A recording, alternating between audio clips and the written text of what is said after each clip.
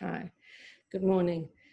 So we're continuing to learn from Reb Noson's teachings how to awake the dawn, how to find the good point in us, find the good point in others, and to understand why this is so important for the messianic process.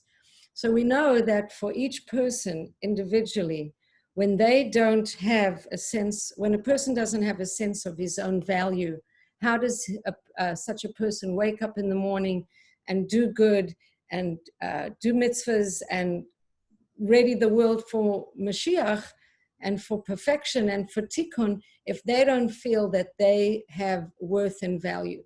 So Reb Nosson starts off and he says, as we've been saying over and over again, that the first thing to do is to find the good in oneself, to find the good in oneself so that one can rise up and assist in this raising of the new dawn. But he quotes a couple of psukim from Tehillim that are very, very helpful and very crucial to Rabbi Nachman's teachings, and obviously thereby the teachings of Reb Nosson. So the first one is this idea from Tehillim. It's Tehillim 57:9, and it's Ura kavodi Ura hanevel v'kinor v'ira shachar, that awake my soul, let me wake up my own soul. Let me wake up from my spiritual sleep, my spiritual level of forgetfulness. And when I do that, I'm going to be able to awake the harp and the lyre. And I will awake, and then I will awake the shachar. So I'm going to wake myself up. I'm going to wake this ability to see good in myself. Then I'm going to enable myself to be melodious, to be able to sing melody, to sing song, to Reb Nosson compares it to David HaMelech's harp that would hang up besides his bed. And in the nighttime, or a particular moment in the night, the wind would blow on the strings of the harp. And when the wind hit the strings of the harp just right, the harp would give forth a beautiful sound. And that's the right melodious music that we're looking for within ourselves, that we set the strings of our own being, and then we find the good ruach to come and blow on those strings in just the right way. So when I awake my soul, I awake the harp, I awake the lyre, I will awake the shachar. That's the one pasuk in Tehillim that we will continually be reminded of and come back to that. And then another pasuk in Tehillim that Reb Nosson brings is Shavisi Hashem negdi tamid. I've put Hashem in front of me tamid, always. Ki mimini bal imot, that he is at my right hand. And because Hashem is at my right hand, I will not stumble. So what does it mean, the right hand? So the right hand is Avram Avinu. The right hand is this aspect of chesed with which we will always judge ourselves and others favorably with this right hand of compassionate judgment. So that's why I will not stumble, because Hashem is at my right hand. And now this more about this idea of melody and prayer. And it's really exciting. So I'll try and read it inside a little bit and then explain. So the Nimsa, we've seen, she'ikar b'chinat hit oirerut hashena, the ikar of waking oneself up from sleep, hu al yedei ha nekudot tovot. This is through the finding of the good points. Shemotziin ba'atzmo, that you find in yourself, afilu kashehu chas v'shalom b'madrega hatachtonim ma'od. Even if you're on the lowest level of everyone and anyone, chas v'shalom, you too have the obligation and the opportunity to find the good point. Like we spoke about before. Al yedei zeh, and through this, na'asin nigunim v'chule, and through this work, we can create melodies. This idea of creating melodies. It says man attaches himself to Hashem from this physical world primarily through melody and song. Now, for me, this is really a chiddush. The last time I taught this, we were at my retreat and I was on the deck. We were by the beautiful water and we were teaching this, and people were saying, can you just sing your own song? Can you sing anything? Can you repeat words of song? People are very unfamiliar with the idea of what a crucial aspect of connecting to Hashem is, the idea of singing one song, singing the Tehillim, singing Tefillah, singing. So here it is that man attaches himself to Hashem from this physical world primarily. That's huge. That's what it says here, my explanation. Primarily through melody and song. We see this empirically. Listening to music inspires yearning. It generates a desire for greater closeness to Hashem, even in those who are very low. So primarily through song, that's huge. So let's continue inside. So na'asin nigunim v'chule k'nei malamala. Ki balayla shehu zman hashena, at night, when this is a time of sleeping, and obviously night also means concealment. Azai hashchina mevareres birurim. At night, when there's concealment, the Shechina is doing birurim. What does it mean, birurim? Separating between the good from the bad. So imagine you have a big yarn, a big world, a big reality where good and bad are mixed. So at night, the Shechina is doing birurim. It's separating the good from the bad, separating the good from the bad, separating the good from the bad. Kiyadua. V'zeh meremez al hane'ema lamala she mitgaber bechinat hashena al ha'adam. This is comparable to a person who overcomes the negative aspects in himself and manages to tease out and find and separate out the little bit of good that he can find in himself, like you would be pulling cotton from a thorn bush. That's another image from Torah, that when a soul leaves its body, if it's very attached to the soul, it's like cotton in a thorn bush. So it's hard to pull it out. So you've got to overcome yourself. Mitgaber, really try hard to pull this good out of yourself.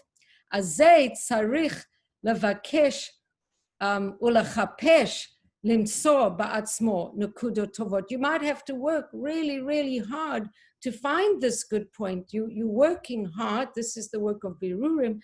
Ba'al yedei zeh yitorer mishnasor k'nei lamala. And through this doing of this, you're going to waken yourself from sleep. Mishnasor k'nei lamala. Yitorer mishnasor. You're going to wake yourself up. Sorry, I pronounced it incorrectly. You're going to wake yourself up from mishnasor, from your sleeping. Now, talking about the importance of these melodies. V'zeh bechinat ezkara naginasi balayla im lavavi asicha v'yichapesh ruchi. So this is the idea expressed in the verse, I recall my melody in the night, I commune with my heart, and my ruach searches. That's a very poetic idea. in the spiritual night and the dark, which are characteristic of sleep, that is when I commune with my heart. And my ruach searches, I search for and seek out the good ruach, the good spirit, which corresponds to the good point, and this creates melodies, as in, I recall my melody in the night.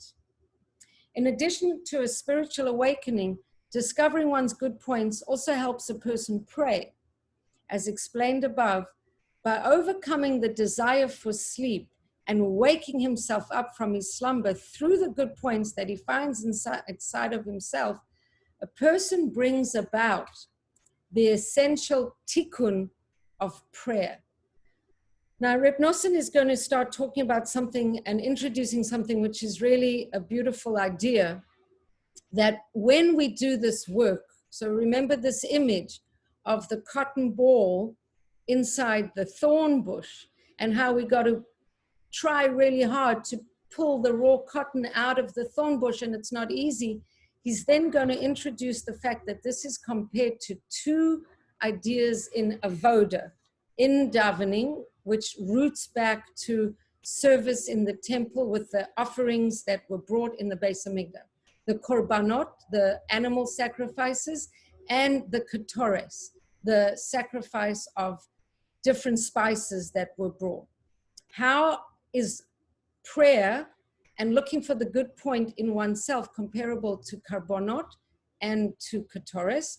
So the one thing is that in korbanot, in bringing a korban, you're taking the animal aspect of yourself and you're trying to pull out the good in yourself and leave or sacrifice or give over the animal part of yourself. So that's an act of separation, of birur. And in the ketores, there's this mixing of all different spices and herbs with the aspect that you have some negative smelling spices and some positive smelling spices, and you're going to bring them together, but somehow in the combination of that, doing that, you're going to affect an ability within yourself to separate from the negativity within yourself. So let's look at it inside. So prayer is principally rectified and has its greatest ascent only when a person merits finding the good points he still has inside of himself, as in, I will sing to Hashem with what I have left. So we've quoted this before, Azamra lelohai be'odi. So one interpretation is, I will sing to Hashem as long as I exist, as I continue to be. The other interpretation is, I will sing to Hashem with whatever little, tiny little good I have in me, ba'odi, just that little tiny bit, I'm going to use that to sing to Hashem. Azamra lelokai ba'odi, with the little bit that I have. Now, this is what enables him to pray. Now let's look at this further and connect it to the idea of korbanot and ketores. So, v'zeh b'chinat seder tefillah, שבתחילה אומרים קרבנות וקטורת שהם בחינת ברורים שמוציאים ומבריאים נקודות טובות אפילו מבחינת בהמיות מתכלית העשייה כידוע. So he says, and please forgive my stumbling in the Hebrew, but it's so much more powerful to do it in the Hebrew. We begin by reciting korbanot and ketores, the passage about animal and incense offerings, which are themselves manifestations of the concept of birurim. In regard to the animal offerings, these birurim are the finding and refining of the good points, the fallen sparks of holiness, even those trapped inside the animalistic desires of the nethermost level of the world of Asiya. So when we do a korban of an animal, we take this really animalistic aspect of ourselves, the most low part of ourselves, and we try to elevate and separate the good part, for the primary purpose of presenting the korban to elevate the fallen sparks of holiness from the level of animal to lift it up to the level of man. And this is also in the aspect of Ketores. How so? Because we have the incense offering, which has the foul-smelling chelbana, and the Ketores signifies finding and refining the good even in the foul-smelling chelbana, even in the ones amongst us who are not very pleasant at all. That's why a minyan has to have the sinners of Israel as well amongst them. So the Ketores signifies finding and refining the good even in Jewish sinners who are likened to chelbana. This is similar to what Chazal teach, that any prayer that does not also include the prayers of Jewish sinners is not a suitable prayer. There has to be this aspect of pulling and including the negative and then trying to elevate. So when we have a prayer service that includes those of us who are really confused and make tremendous amount of mistakes, that element of us binding together in a minyan, in a group, in a kehillah. Remember we said Moshe Rabbeinu is the chazan and he helps everyone find their good points. The sinners also are elevated by that, and they're also able to overcome their good points. And so we need to include them so they have an opportunity for their good to be extricated from their thorn bush, for their little bit of wool to be pulled out of their thorn bush. And that's an obligation we have to them, so we need to include them. And as a kehillah, that will enable our prayers to achieve this aspect of birurim, of separating good from bad, separating and elevating. For the Ketores dimension of prayer is primarily fulfilled by finding and refining good points, even in Jewish sinners who are represented by the chelbana. That's the whole point of the Ketores, which is what we do on Yom Kippur. We take the Ketores in the Kodesh HaKadoshim, and Aaron or the Kohen Gadol, that's the highest thing, is the Ketores offering. This is also the significance of the Ketores being comprised of 11 spices, that is 10 plus the chelbana. These 10 fragrance substances represent the 10 types of melody. The melodies made by finding and refining the good in Jewish sinners who themselves signify the 11th ingredient, the chelbana. So we'll talk more another time about all these different 10 melodies, but these 10 melodies, it's a beautiful idea. The 10 melodies, I'll just tell you quickly, 10 spices, 10 types of melody, and I guess that's it. We're not going to tell you more about it right now. We just know that we've got, here, I just want to tell you, it takes 10 to establish the holiness of anything. Therefore, we have 10 men in a minyan. This is consistent with the Kabbalistic axiom that the realm of holiness is comprised of the 10 sefirot. The Zohar tells us how each melody corresponds to a different sefira. Isn't that beautiful? Rabbi Nachman explains that reciting the 10 Tehillim, I guess that's the Tikkun Klali, connects to these 10 different aspects of holiness, which affect tikkun and remedy for different kinds of immoral behavior.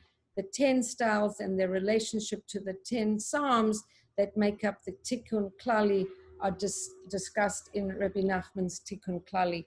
So that's a lot. I hope it's not too much, but we've got the finding the good in oneself, keeping Hashem in front of us. He's on the right side. We have the aspect of Abraham, chesed. Through chesed for ourselves, chesed for others, we can be successful in rising the dawn, finding this good point in ourselves and others.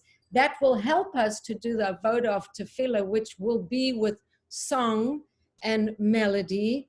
And this is connected to the fact that all tefillah is an act of rising above the negative within ourselves. That's the essence of korbanot. That's the essence of Ketores, is rising above the negative. Don't feel bad if you find negative in you, because that's the whole point of the process day in and day out, is to overcome, mitgaber, to overcome this negativity.